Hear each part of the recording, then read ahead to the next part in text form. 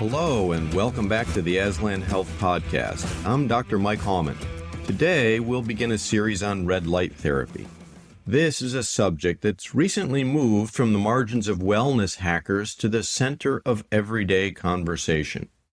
I personally have had several questions from listeners inquiring about the uses of red light for its potential health benefits. So if you're unfamiliar with red light products and the therapy, you won't be for long. Red glowing face masks, hair growth helmets, and athletes standing in front of bright lights after training are all over the media. Influencers are promising younger skin, less pain, more energy, better sleep, faster recovery, thicker hair, and the list goes on. There's a lot of marketing behind these claims, yes, but there's also some valid science. So today, I want to answer the important questions. What exactly is red light therapy? What does it do? How does it work? And what does the scientific evidence show? Because, friend, God himself said, "Let there be light." So if red light therapy can truly be helpful, we should understand and apply best practices to wisely and safely get the most out of this therapeutic option.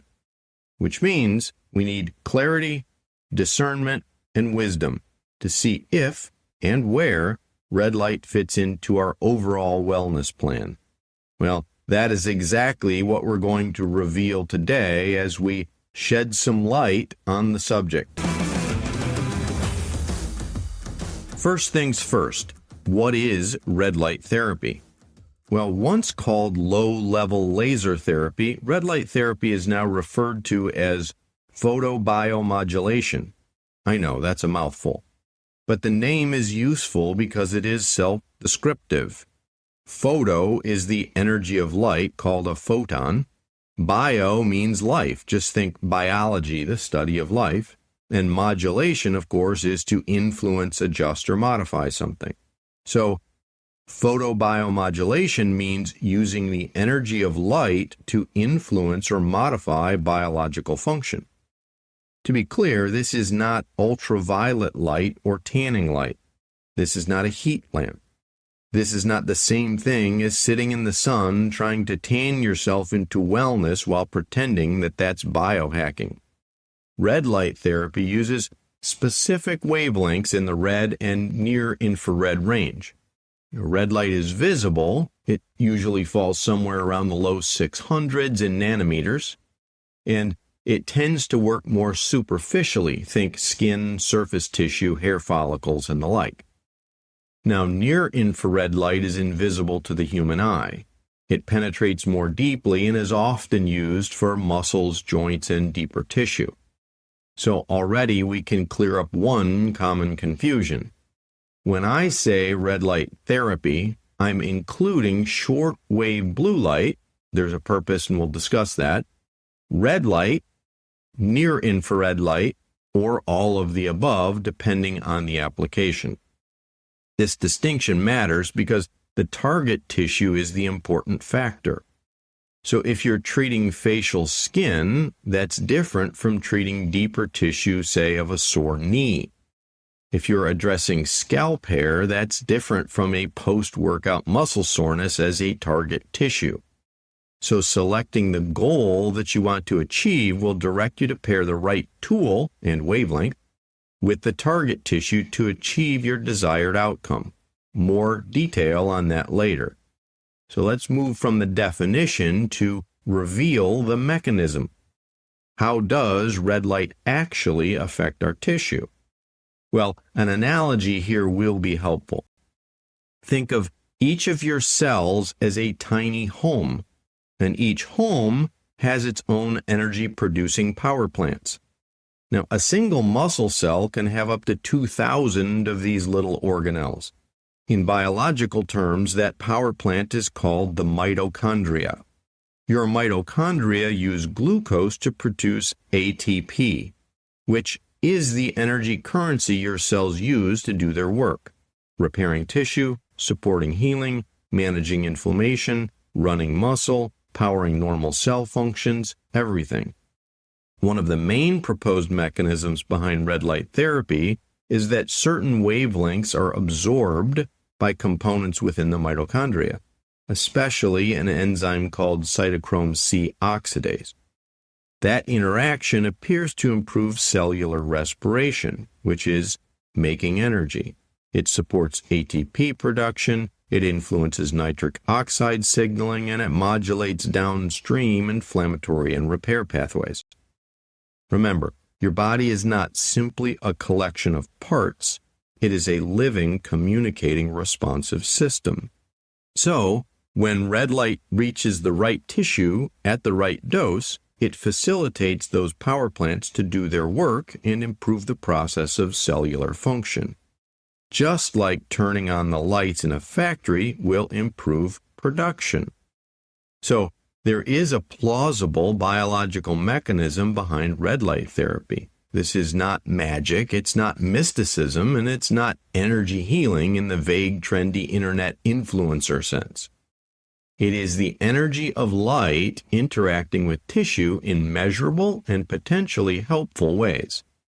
Now, as often happens in medicine, once people hear there's a real mechanism, they assume the rest is easy. It is not. Because one of the most important truths about red light therapy is this: more is not better. There's something called a biphasic dose response. In plain English, too little light may do very little. The right amount of light may be helpful. Too much light may be unhelpful, or even counterproductive. Think about it like this: using sunlight to get a tan. Too little light, think Cleveland in January and no tan. Or conversely, think sunny Yuma, Arizona in July for sunburn potential, and you get the picture. It is the same sun in both places, yet with significantly different results.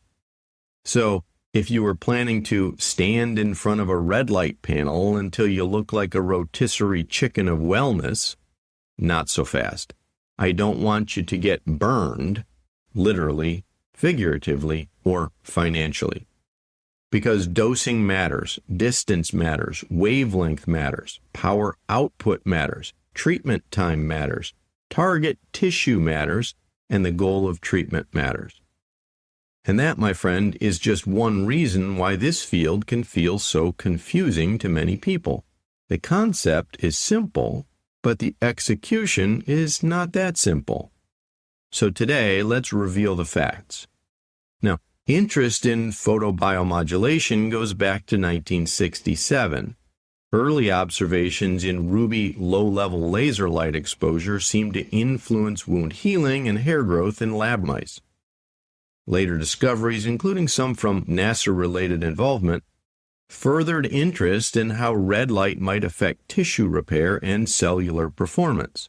So, this is not a fad invented last month in a warehouse next to a protein powder startup. The biomedical utility of red light therapy is scientifically legitimate and well documented. But that certainly does not mean that every claim made by an internet influencer is true. Which brings us to an important reveal question. Where is the evidence strongest regarding the use and efficacy of red light? Because if you listen to the talking heads in the marketplace, red light therapy can sound like the answer to problems with aging, metabolism, mood, hormones, testosterone, sleep, weight loss, inflammation, and so much more. So, let's bring some clarity to the confusion and focus solely on red light therapy for home use.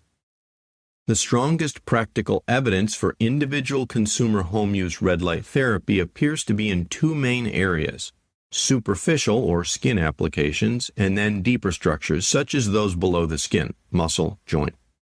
So first, skin applications.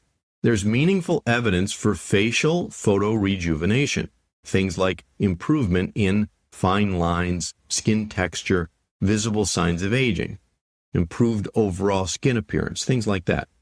Not a brand new face, but for some, a meaningful, modest, visible improvement of skin quality over time. The second skin application is for acne.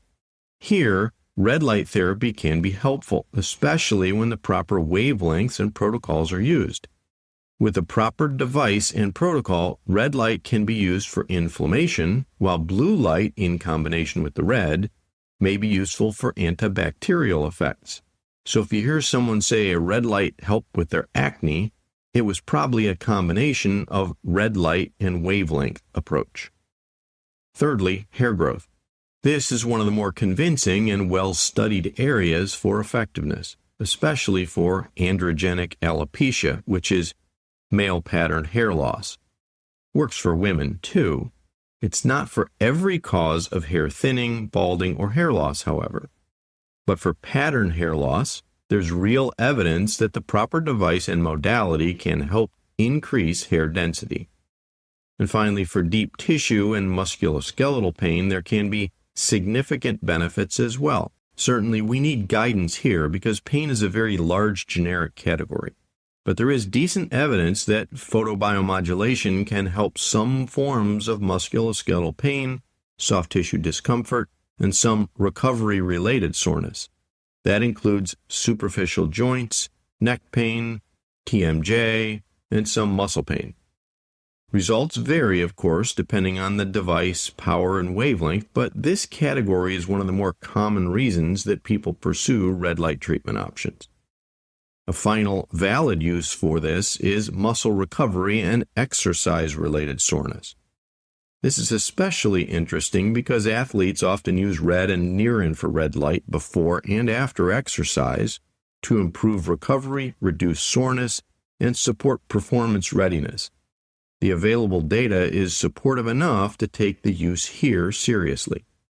Now, there are other promising areas and indications, but not yet at the point where I'm comfortable making a recommendation. Wound healing is one of those. As a point of reference, I've spent several decades of my practice career as a wound care physician, and as an expert having treated more than 100,000 wounds, I do not advise the novice home user to pursue this application. Admittedly, there is genuine interest and meaningful research in some wound contexts, but wound care in general is not the place for self-confident improvisation. The risk is simply too high, and it does not justify the potential reward. Another potential emerging application is in autoimmune hypothyroid states like Hashimoto's thyroiditis. But again, this is not casual home experimentation territory. If you have thyroid disease, especially if you're on thyroid medication, do not just start shining a red light on your neck because an influencer on social media seemed to be enthusiastic about it. There's also emerging areas involving cognition, mood, neurologic recovery, and sleep-related outcomes. Some of that research is intriguing, much of it's early, and I'm not yet ready to make broad recommendations for the safe home use of this therapy. So let me say plainly what I think some listeners need to hear. Red light therapy is not fake science nonsense, nor is it a universal cure.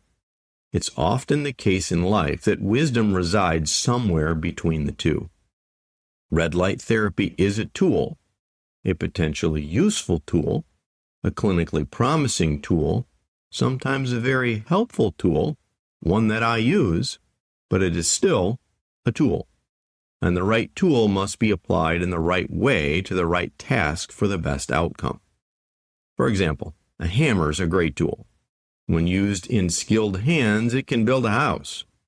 It can also crack your skull. A hammer is also not designed to do the work of a screwdriver or a measuring tape. Red light therapy is like that. Helpful in the right setting, dangerous or inappropriate in the wrong setting. Which brings us to another important reveal question. If red light therapy is real, why doesn't it help everyone equally? Well, because biology and healthcare are not one size fits all. People are unique. Their skin, their tissue, and their physiologic conditions differ. And certainly device quality, protocol quality, wavelength delivered, and output of power all matter.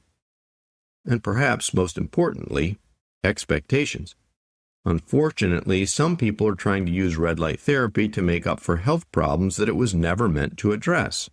My friend, if you are sleeping 5 hours a night, you're inflamed, overfed, undernourished, sedentary, overstressed, spiritually dry, and chronically exhausted, a red light panel is not going to replace the need to reset the rest of your life. This fact is not intended to discourage you. It's intended to tell you the truth. So before you consider laying down your hard-earned cash on a new device, be very selective. Be skeptical of advertised dramatic before and after claims with no context. Be skeptical when a company promises benefits for nearly every organ system with one device and one treatment protocol. Be skeptical when there's no mention of the device wavelength, the treatment time duration, dosing distance, or specific clinical use. And be especially skeptical of claims around fat loss, testosterone enhancement, hormonal transformation, eye treatment, and language that mentions red light as a cure. I've seen all these. This requires some discernment, but it's worth it, as we're reminded in Proverbs 3:13. Blessed is the one who finds wisdom and the one who gets understanding. So let's step back from the red light device marketplace for a second and look at this through a biblical lens. Psalm 111:2 says, "Great are the works of the Lord, studied by all who delight in them." I love that verse for conversations like this because it reminds us that the careful study of the created order is not opposed to faith. It is one way of honoring God, who made all things wisely and well, and for our good. Light is part of His created order. Cellular respiration is part of His incredible design. Healing biology is all orchestrated by God alone in bodies, systems, organs, tissues, cells, and intracellular biochemical reactions. It is absolutely incredible. When we study how the body responds to light, we're revealing one small microcosm of the astonishing creativity and wisdom of God. We must not make an idol out of a tool, however. Some folks worship physical optimization. They worship metrics, devices, practices, and protocols. My friend, your peace will never survive if your hope depends on perfect output from a red light panel in your bedroom. God is the incomprehensible sovereign creator of life. Your body is His workmanship. Medicine in every form should be a servant to your health, and technology a useful tool. Wisdom and discernment are essential in the application of both. So, let me summarize today's reveal.